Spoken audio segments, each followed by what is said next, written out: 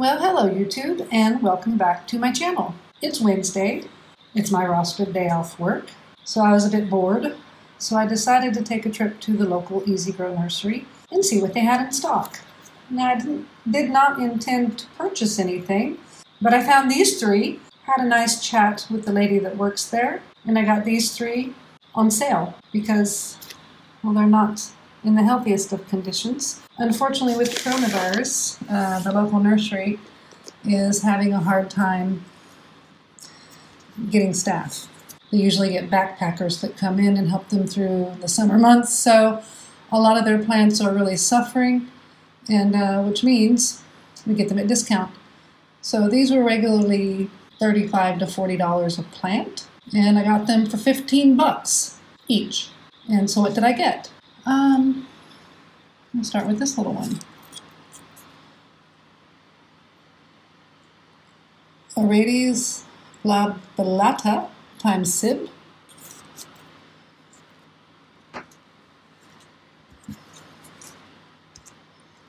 And this one doesn't look the best.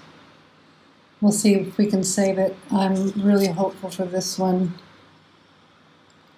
It's an Angraecum Magdalene, and it's supposed to be gorgeous. Absolutely beautiful flowers. Beautiful white Angraecum flowers. So my fingers are crossed we can save this one. Looks like it's got a fairly decent root system, but we'll see. And then the third little one I have, she still gave this to me for 15 bucks, which really, I think she probably should have charged me full price. It's nicely in its pot, and this is an Ascocentrum miniatum. And then I saw a few more that I wanted to buy, but I decided I should rein myself in and limit myself to just these three. As far as I can understand, these are all species, which you know I like to have species in my collection. Please correct me if I'm wrong, but new little babies, little tiny ones, a few of them in need of some serious help, and we'll see what we can do. I'm going to repot these a little bit later off screen because she said they've had, with the heat, they've been invaded with crickets and roaches and spiders and flies, and she said the amount of bugs coming into their nursery seeking water has done their head in. I can say today it's cooled down. It's cool at a nice 32 degrees, which is 90 Fahrenheit. But that's a good, I'm going to say, in Fahrenheit, because that's where my brain works the best, 90 versus 110, 112, 113. It's much cooler. And fortunately, the air conditioner is keeping up. Yay, because the aircon guy still has not returned my calls, hasn't responded, have no idea when that's going to happen. But when I actually got through to him the other day, he said that they were receiving about 11,000 calls a day, and they are prioritizing aged care centers, the elderly, the infirmed, and small children. And I would be none of those, so I'm on the bottom of the list, and thank God it's only 90. And then when I got home, I saw the mailman had come. So today is I went shopping and an unboxing. So I'm going to get the filming equipment, tripod and all that set up, because from the looks of this box, it's going to require two hands. So I will be right back. All right, so I've ordered this box from eBay. This is a new eBay seller. For me, I've not purchased from this group before, but they can send flasks, only flasks, not live plants, to Western Australia. And this is hopefully the flask that I'm thinking it is, which will be the last one. I do have another couple of orders coming from eBay, but this is the one that I believe is the flask. So let's dig in.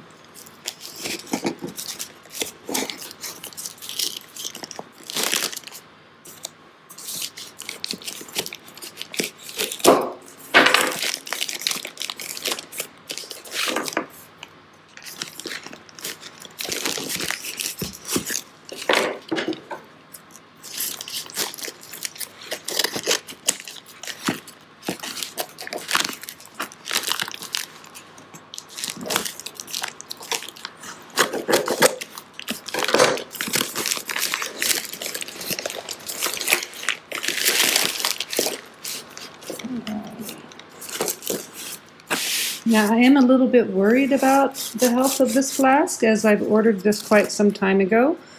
I'm in Western Australia, which is obviously in the West, and the supply chain to here has been affected by multiple things, including COVID. So a lot of the distributors and things over east that ship the stuff over here, Ozpost and whatnot, are being really severely affected by COVID. And then to add, well, insult to injury, there's a freight train line that runs from the east over here, which is basically the main umbilical cord for shipping a lot of things from the east to Western Australia.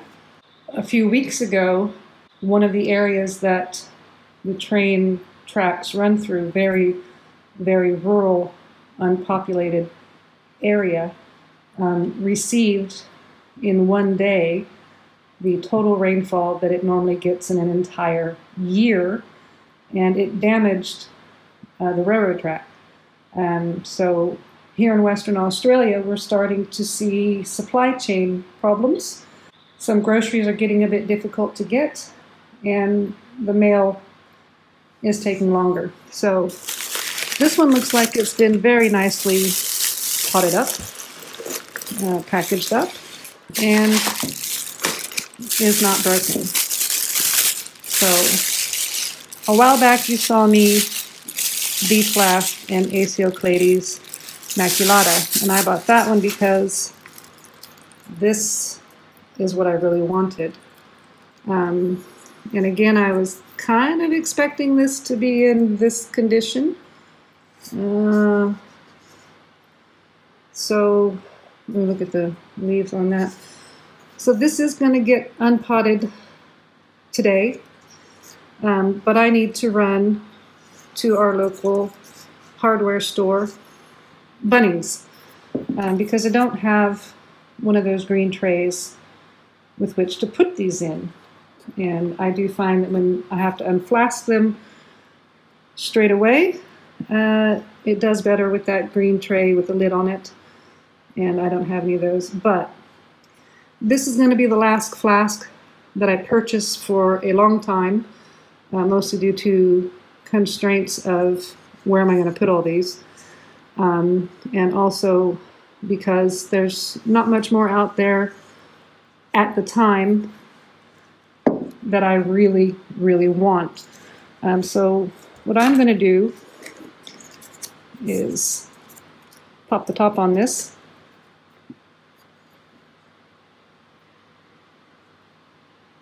And that doesn't smell too bad.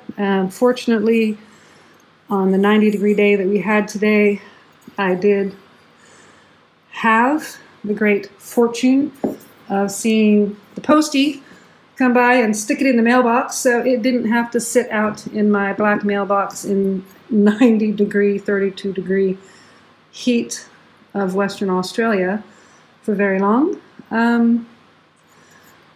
yeah, there it is. So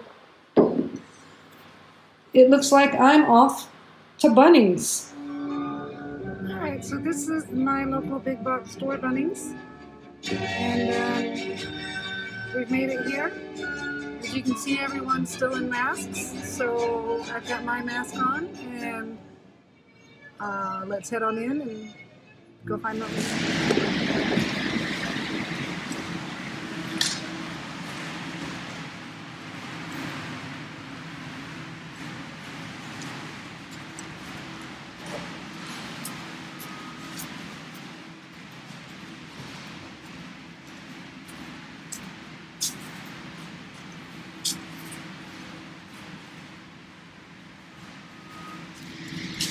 also need some plant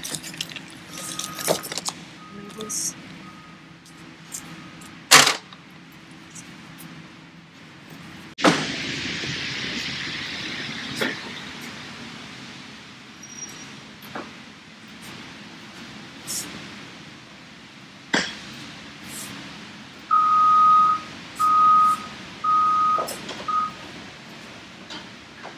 Oh, Paula, that's for you. If you're at Hillbilly Orchids, let me know if you need any of these. I could ship these to you. Seems like you're unable to find these sort of cymbidium pots. They're quite cheap. Let me know, Paula. Okay guys, so we're back from Bunnings and got the supplies that I needed. And we're going to do things with this deflasking a little bit different. I had the distinct pleasure of getting to spend Sunday afternoon in a cuppa with Lynn Brooks at Lynn Brooks Orchids. I'll link her in the description below. And she gave me a few ideas on how to get babies out of these flasks, since I don't like to break them. And what she suggested is to put some water in the flask and give it a good swirl.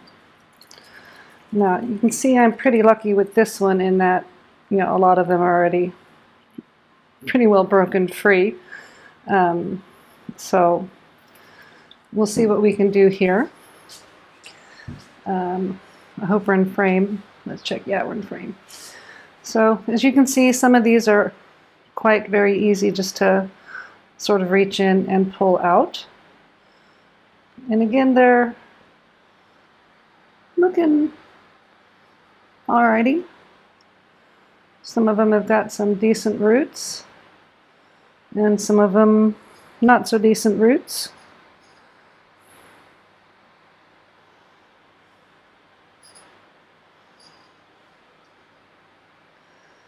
Like I said, we're just going to get these ones that are free here out first, and then we'll work on the bit that's stuck.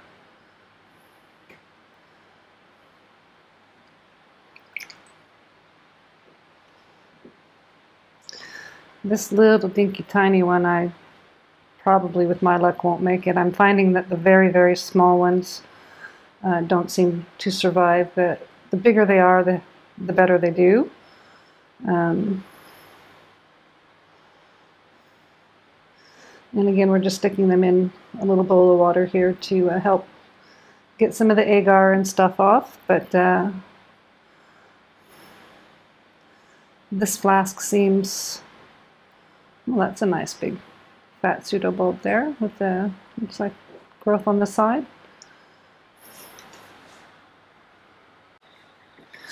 And we'll just continue kind of pulling these out as we can get to them. And I'm not pulling very hard. These are very gently coming out. So I got this from a different eBay seller, Atian Orchids. And considering that they took quite a bit longer to arrive than my other flasks did, and the heat that we've been having in Australia, I'm pretty happy with the condition that these guys are in. It's got a nice big chunk of agar in there.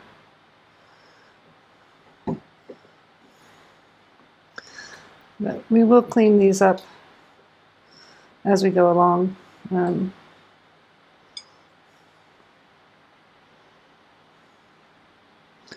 Not sure what these little balls are.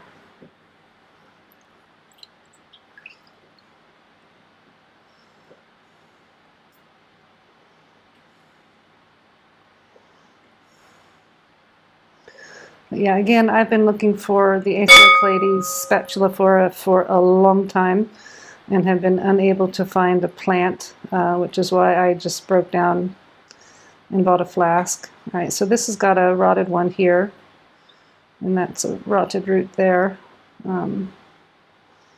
Again, I'm unsure what these little bulby things are. I've not seen those on the maculatas, so I'm a bit unsure what that is. If it's part of the potting medium or not.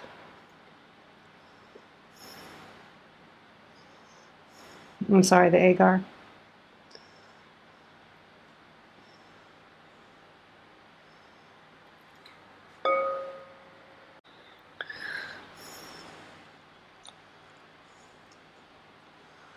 And that flask is pretty empty. That's good.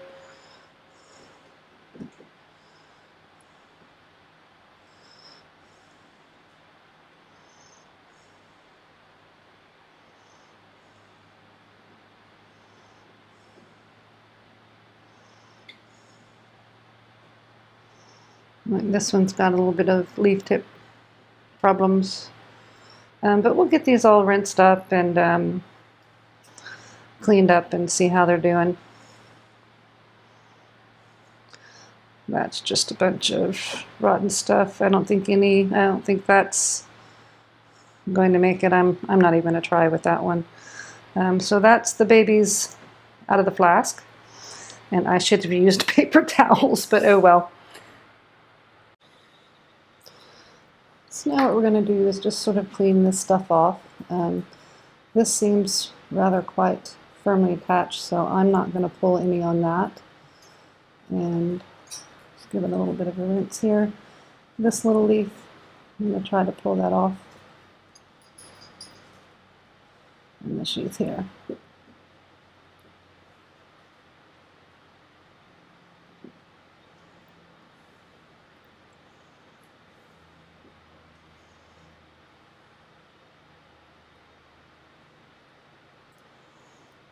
And again, I'm not going to be overly pedantic about that little bit of agar. But you can see they're decent sized.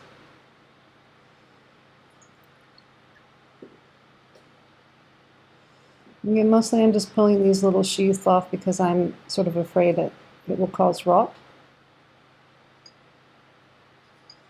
And they're so papery thin, and to me it just seems like that would be just a welcome for rot to come in.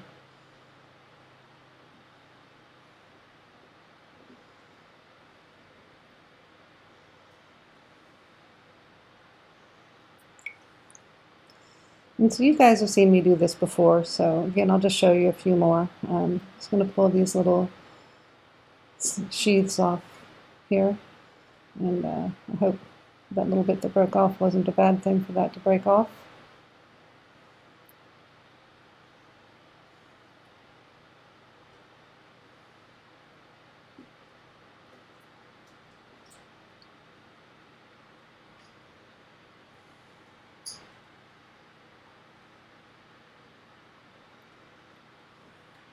And we'll use this here clump as our last one that we're going to kind of try to gently tease these apart. There's some really tiny one here.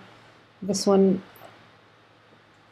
it's pretty squishy. The leaf is pretty well, so I'm going to say that one's shot. I'm not even going to give that one a go.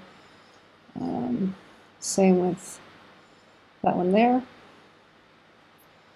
But the rest of these aren't looking too shabby.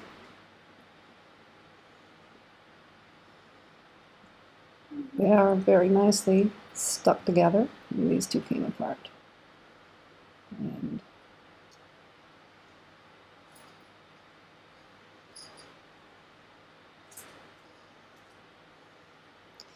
there are two of these here, and this one doesn't look very good at all. So I am going to try to separate this one from that one.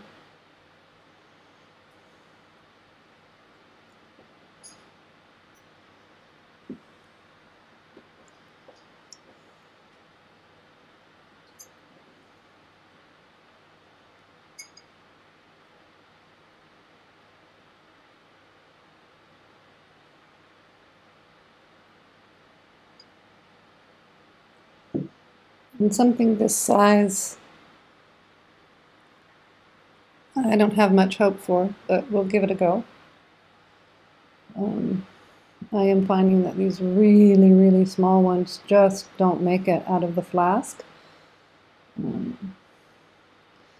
But again, these came from over east, and it took quite a banging around getting over here. And these two are stuck together to the point I'm not going to try to pull them apart. Okay, so we're back now. We got a fair few little ones out of the flask here. Some of these back here that are quite so dinky tiny, I don't have much hope for. But we have this nice big fat one. And so what I'm going to do, sorry, that's my stool, moving it in. I'm going to put these with a layer of a mixture of small bark and perlite on the bottom, just like I did the other ones. About to there, maybe a little bit more. And then we'll put some pre-wet sphagnum moss here. And I'm going to plant all these little dinky tiny ones into the same pot. These are the ones that I really have very little hope for. And again, I'm just going to sort of rest them in there.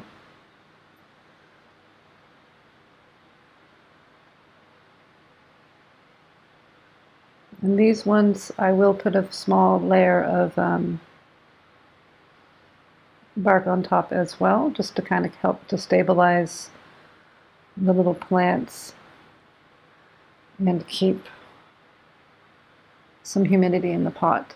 But again, like I said, I don't have a whole lot of hope for these little dinky tiny ones.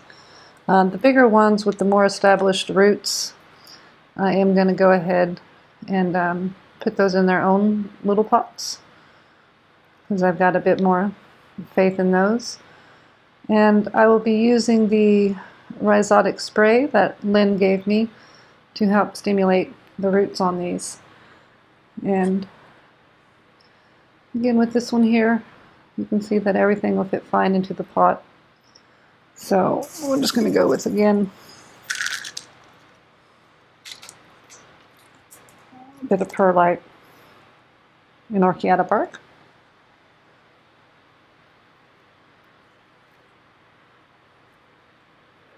Some spag moss.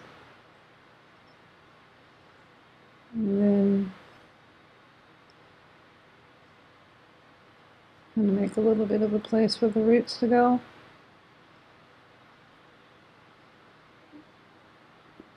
And I've cut up this spag into smaller pieces. And we'll call that good there. And then a top dressing of bark. Make sure we get those roots covered.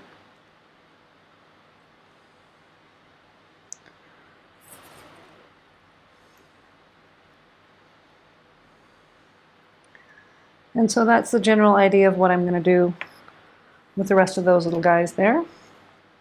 And hopefully we'll end up with something like this. And maybe in a few years we'll have some decent plants. All right, now, so we've got all the little Acioclades spatulifluras, and I'm sure I'm not pronouncing that right, in their respective pots. As you can see, some of them, I have multiple little ones in one pot, and some of them are just a single plant in the other pot. So I had a viewer ask me how I water these plants, and this is a watertight container, and I did layer this up, and these are quite shallow pots. So what I find is how I'm avoiding getting liquid on the plant is I'm bottom feeding them, bottom watering them. So what I'm just doing is I take my water and I just pour it in the bottom until I have about I don't know, a centimeter and a half of water in there. And then I just let them soak until the top of the medium looks wet, because it does soak up quite nicely. And I will do that whenever the top of the medium looks a bit dry, but it's not crunchy. It'll still be a little tiny bit squishy, but not crunchy. And that is really depending on the temperature outside, basically the weather. The hotter, the drier it is, the more often I'm having to give them water. But the babies do seem to be holding up pretty good. So with these ones here, I will let them have the first few days in their environment with the lid on them, keep the humidity there. And then after about a week or two of that, then I'll remove the top. What I'm doing with my other ones on the very, very hot days is I'm putting the plastic tops on the green trays during the hottest part of the day to kind of keep the humidity in, and then at nighttime I'm taking it off and letting the good airflow go around there. So yeah, the last set of flasks that I'm going to be getting for a very long while, and again with luck all of these little flasks will not all die, and we'll get some plants out of them, because the flasks I've purchased are ones that I've been looking for and have been unable to find, except for in flask form. So what do? You do YouTube research, internet research on how to deal with flasks. You buy the flasks, you jump into the pool with both feet, and hope you can swim to the edge. So with that, if you like the video, please give me a thumbs up. A subscribe would be nice. I thank everyone for watching. I thank my new subscribers. I see I'm getting a few new subscribers. Thank you guys very much. Thank you for watching, and you guys have a happy, wonderful day.